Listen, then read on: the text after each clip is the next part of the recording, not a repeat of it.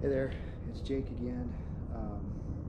Gonna adjust the carburetors a little bit today.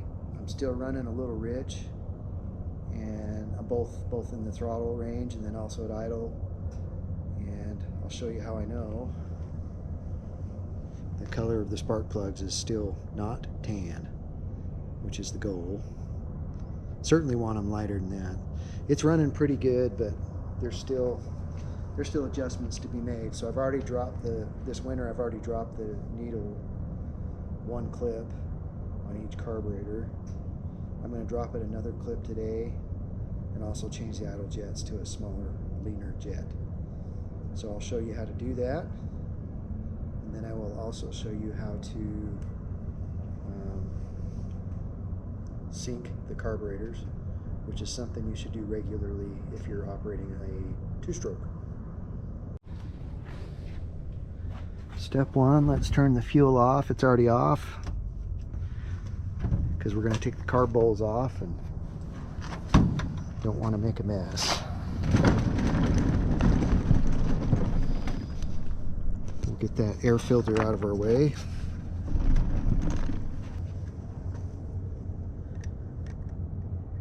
I never intended to be to have YouTube videos per se. I never intended, I'm not a YouTuber. I don't consider myself a YouTuber, but I never intended to be one. But I've been surprised by the amount of interest that people have in this Rotax and this Avid. And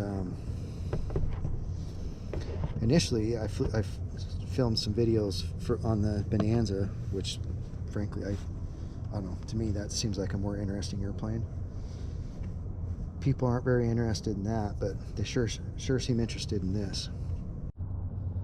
Some of you know that this airplane's for sale, or has been for sale. I've got a couple of offers on it. I've shown it to many people, done some test flying with people. Here's a couple things I've learned about selling airplanes. It's the first one I've ever sold. It's hard to sell an airplane that you like.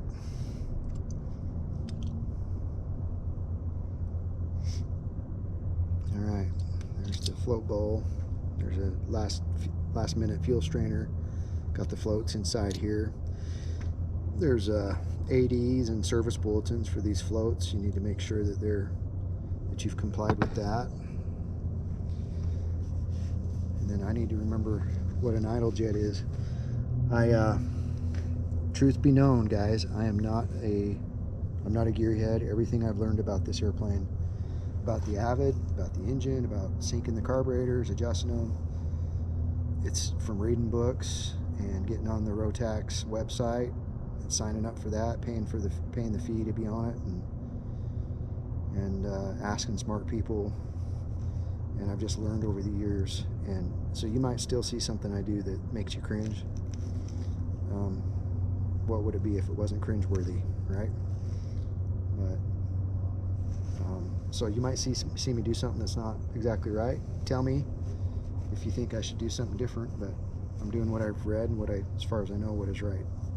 I'm just trying to remind myself how this all works, but I found this guide from Ultralight News, Bing Jet Chart.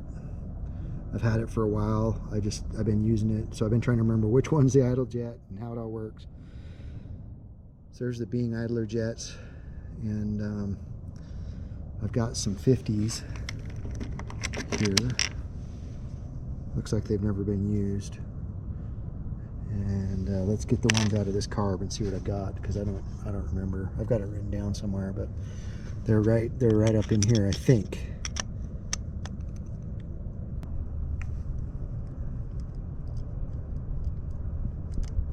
And that guide says that they found that smaller ones work better for the Rotax 582.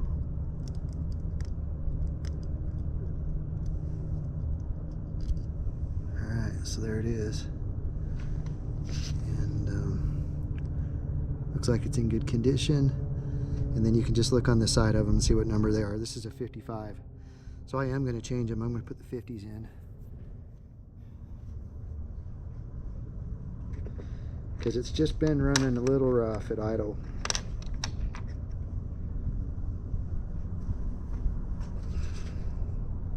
This is brand new. I'm not worried about it being plugged. It's been in a safe storage container.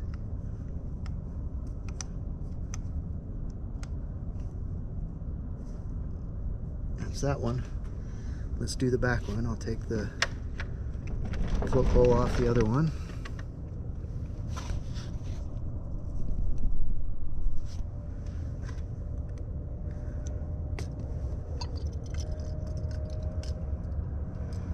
That guy's got a little more fuel in it.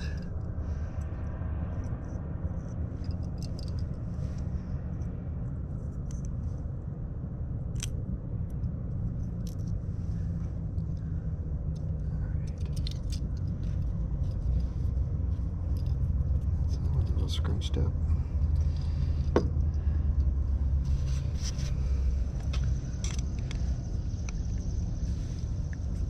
I might fly today. I hope I can. There's a storm rolling in.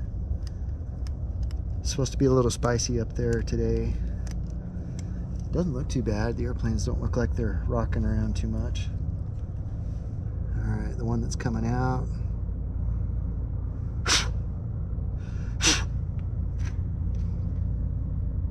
Also a 55, which you would expect, and this one is also a 50. The numbers are just right there.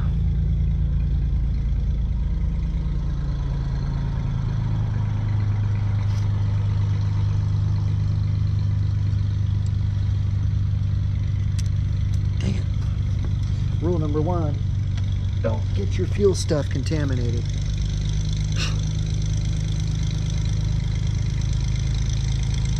That's my friend Ron. He's got a beautiful old 172.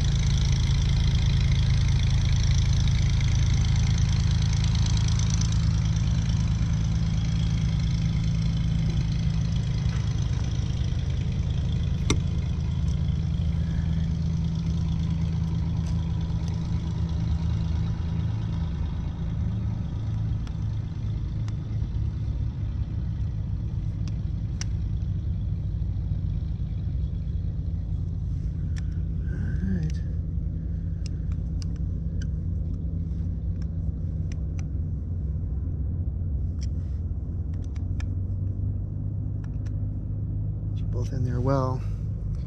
And drop the needles another notch. I could change the jets since I'm into the carb already. I don't know why, but I think I just want to drop the needle. Right now it's the second from the top, which is I think the richest position.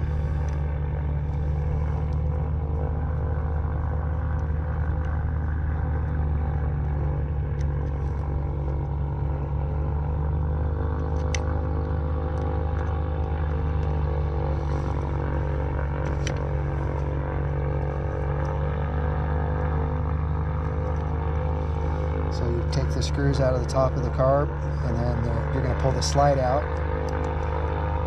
Just take your time.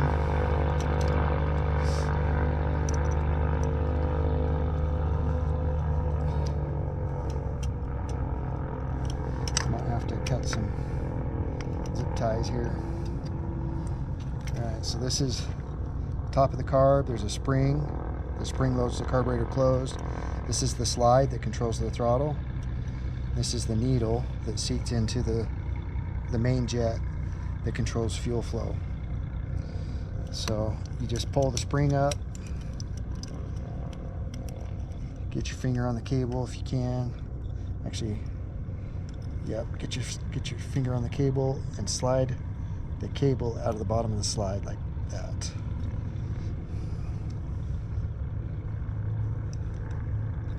It's pretty easy. I'm just making it look hard. What am I doing wrong? There it goes. Okay, hold on to that spring. Again, don't put it on the floor like that.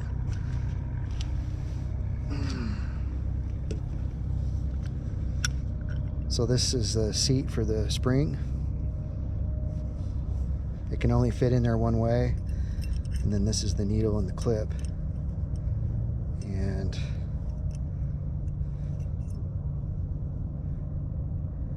looks like there's 3 positions on it. So the needle goes in first and then the seat for the spring. So they're supposed to have the clip and then this O-ring on top of that.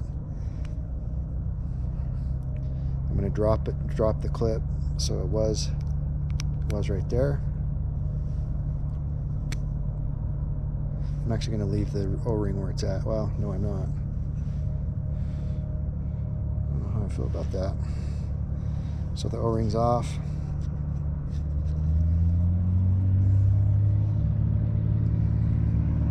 Put the clip on the top one, so that's dropping the needle all the way down. If I'm thinking about it correctly, I don't think I need that O-ring on the top one now. I'm going to put it there.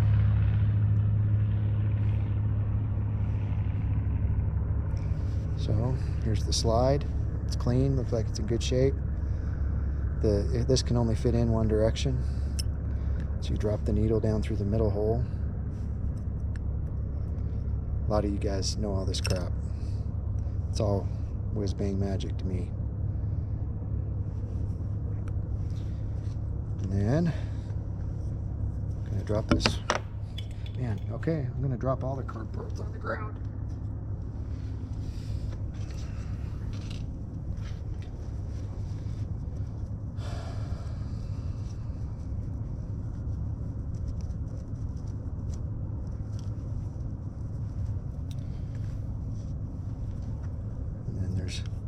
That plastic piece just slides into those grooves, and then this is easier to put on without the spring in.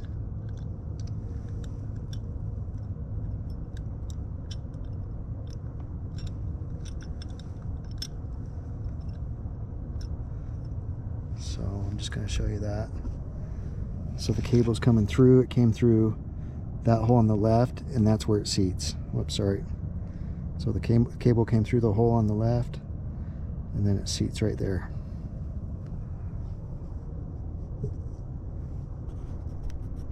And as far as putting this spring on, I learned this from, there's a Rotax website. I think it's run by Rotax. I think I got it from there. But you can just slide the cable, the spring over the cable like that, and then you just twist it on. That's the easiest way to do it. And you just go all the way.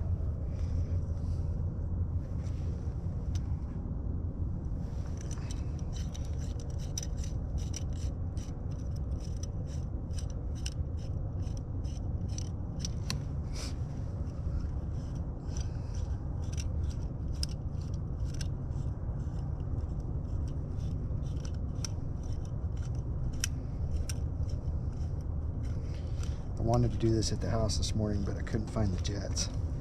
They were out here at the airport. The solution is to live at the airport, which I don't think my wife's opposed to if I could find the right setting. We don't really want to leave Utah. We like it here. All right, looks good. So now just carefully, you shouldn't have to force anything. So just take your time putting it all back together. But like if it won't go in, you've got the jet cockeyed or the needle cockeyed or something.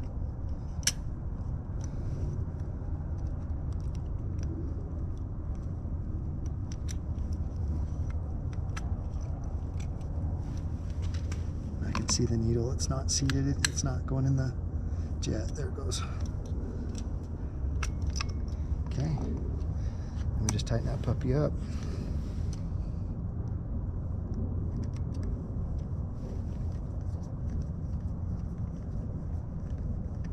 I'm sure there's torque specs for all this stuff.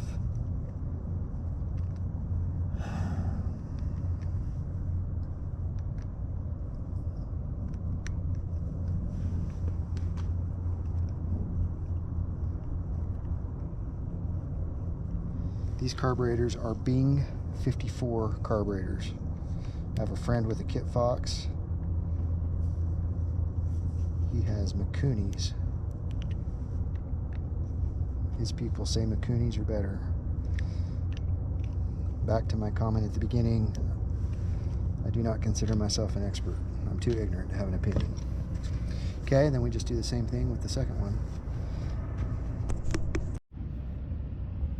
Alright, let's do this other one.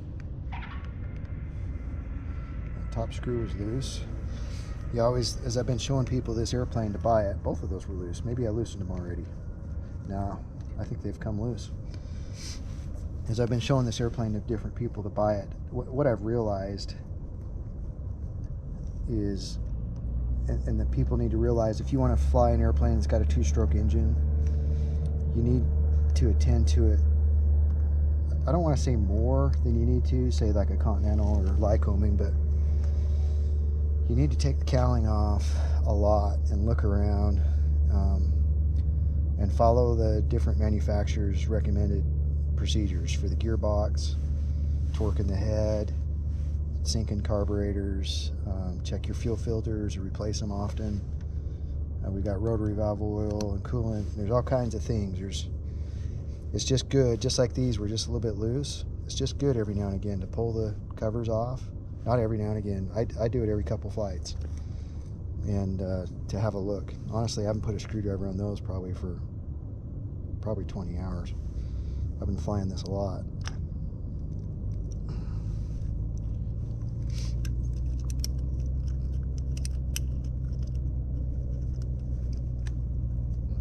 In fact, when I first listed it for sale, I listed it with 350 hours, and I think I saw this morning it's got 386.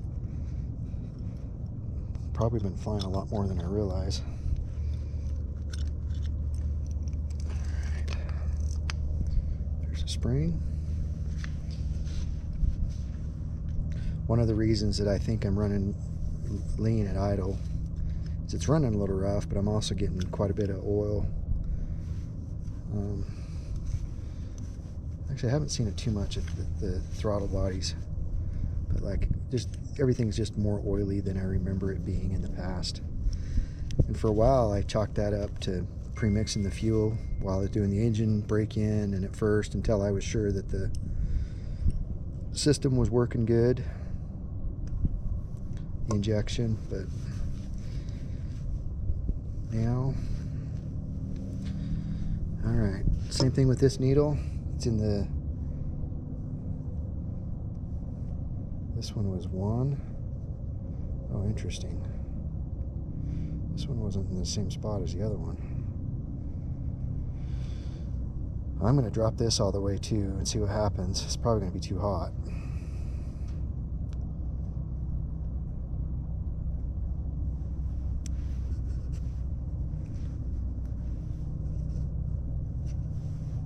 So it's in the tallest position, which is where I put the last one. Shoot. I'm going to try it. So if you got to the last position and you're still running too rich, then you need to go back to a middle position, but change your jetting, your main jetting.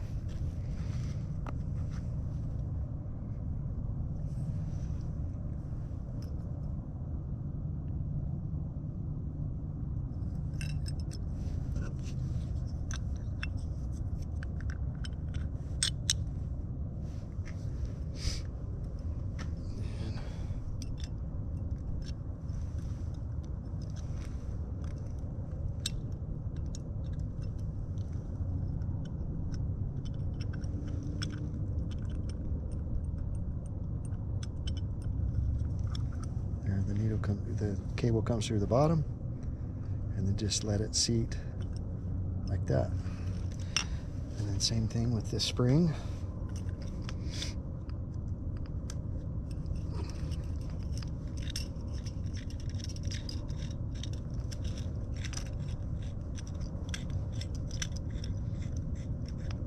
There's other ways to put this on, but I find this to be the easiest.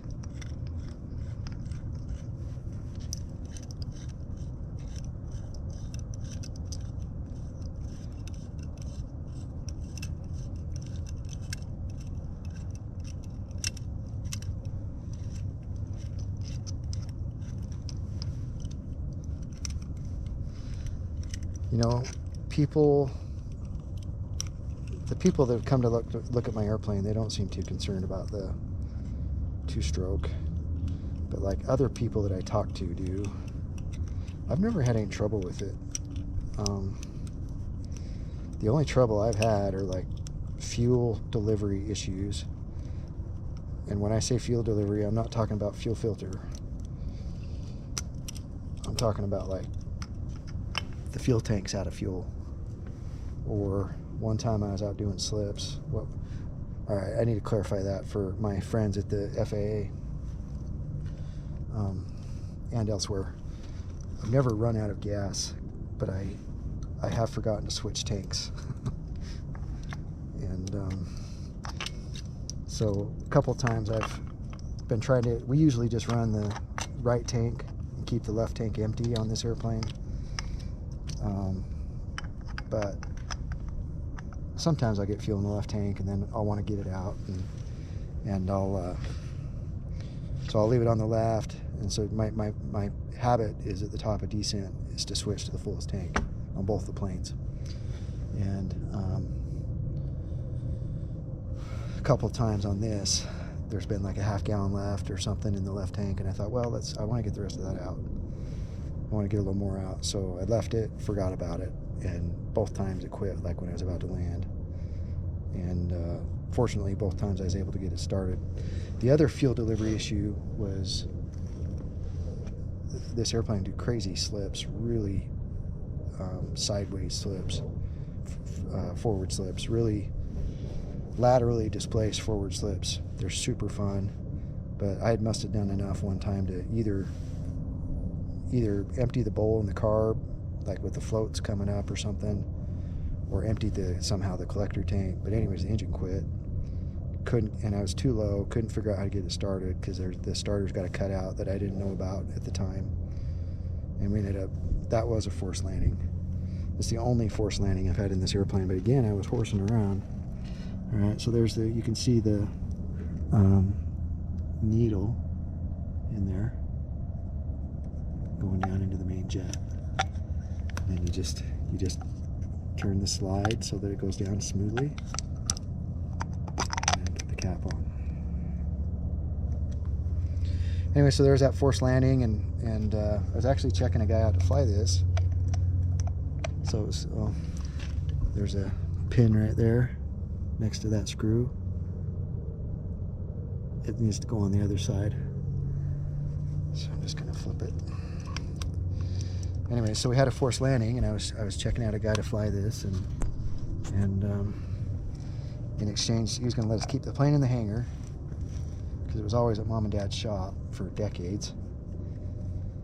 It was going to be in the hangar, and that way, when we went out to see Grandma and Grandpa, we could fly without like having to rebuild just basically do a condition inspection every single time. And anyways, I was checking him out. We landed. I had a good hunch of what I'd done. I just couldn't figure out why the starter wouldn't engage. Called my dad, and he's like, well, the starter's got it's cut out with when the avionics switch is on. I had no idea. And with this gearbox, it's not like a Continental or a Lycoming. With the gearbox, the prop will just stop. There's not enough torque on the prop to turn the engine. So once I knew that, we pushed it out of that field onto a road, and it did a good run up, and we flew it out of there. And that guy did fly the airplane after that. I didn't totally scare him out of it. I had just had ACL reconstruction surgery, maybe, I don't know how much before that, 6 months. I was still hobbling around. It was my second time doing it, and all I could think of is that field's coming up. And by the way, I did have that field picked out before we did our slips and stuff. We were hot. We were more than 1,500 AGL, but I had that field picked out before we started doing the stuff. So I was a good boy that way, and it worked. But all I could think about was, oh, I hope I don't hurt my knee again. I don't want to miss a bunch of work. I think those are ready. You mess around with the carburetors, you need to resync them and make sure that they're good that way. So the first thing you want to do is make sure the idle is the same on both of them. I didn't adjust the idle, so what I do is I take a good look at them and make sure they look the same, and they do, because you don't want one engine idling and the other one working, or cylinder. You don't want one cylinder idling and then another cylinder working harder than that one, and it could cause damage to the engine. So I give them a good flip and make sure they hit hard. That's not hitting hard right now. Maybe that's what they're going to do. I like to hear a thud. Make sure they're hitting the idle adjustment screw and not the cable.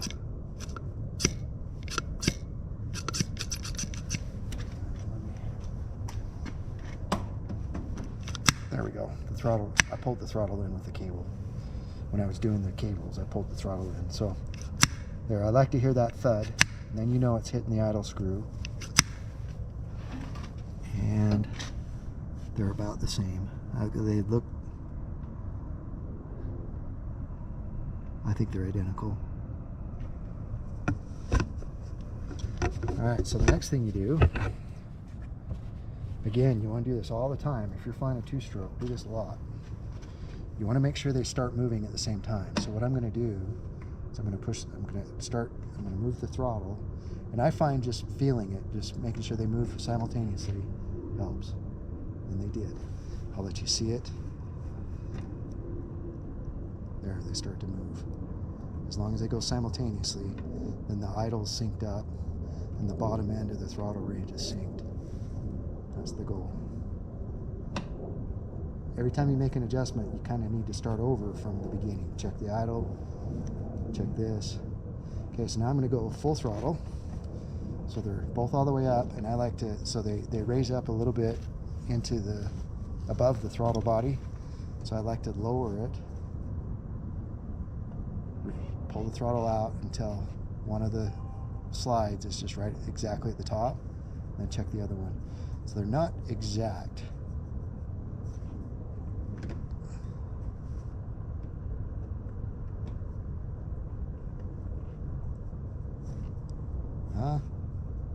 They're dang close. I might raise this back carburetor a little bit. I might, you can't even see it. So it's kind of just a by braille thing.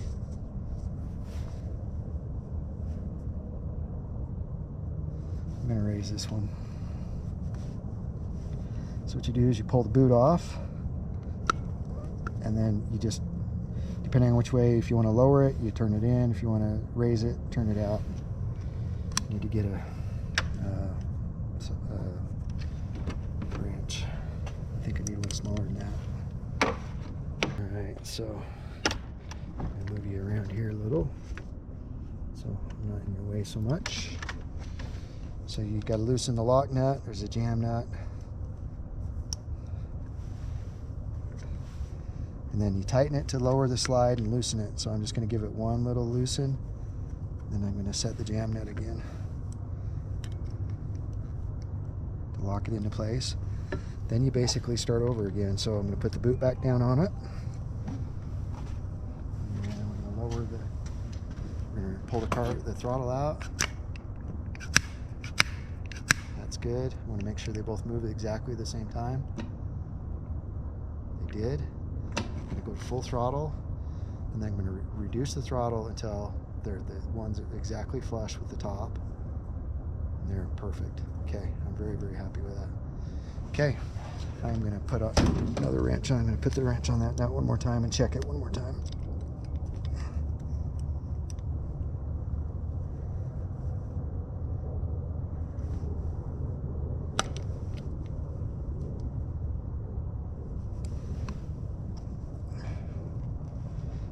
So, all the way out. Make sure they both, so I'm full throttle, full out. I'm checking they move up at the exact same time. They did. my pinky's not calibrated, so I need to do it again. There we go. Full throttle. Set one of them at the exact top, exactly flush with the top of the inlet.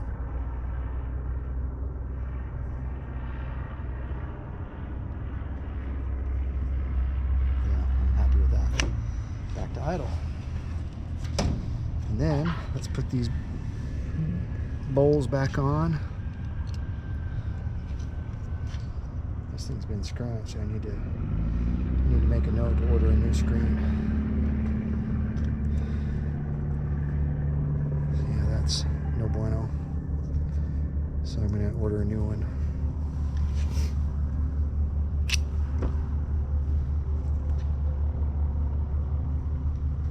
Just going to.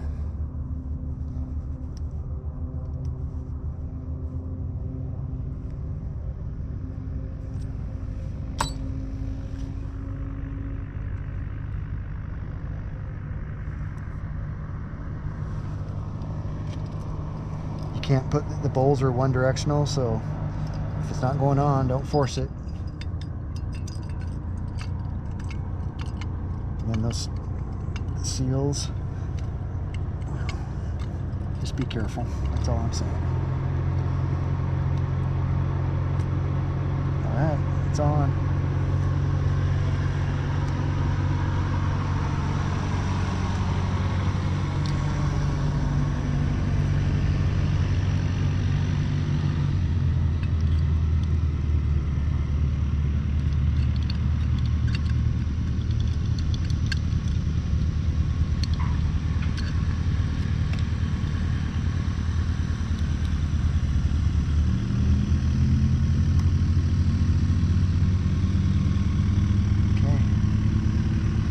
Fuel knob back on.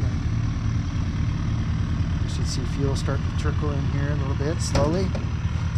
It's gotta come in, work its way through the pump. It'll take a second. Actually, I'll probably have to set the wings out to get it to do it. Then let's put the filter back on.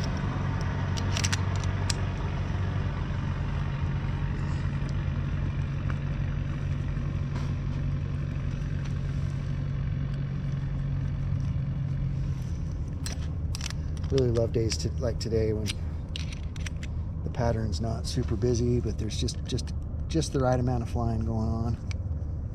But we don't have 14 flight schools out here in the pattern. I'll tell you, there's sure a lot of flight schools these days. Is there going to be a glut of pilots again?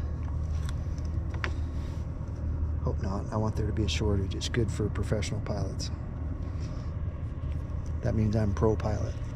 A little after 5:30, I think I got time to fly. So let's put that spark plug back in.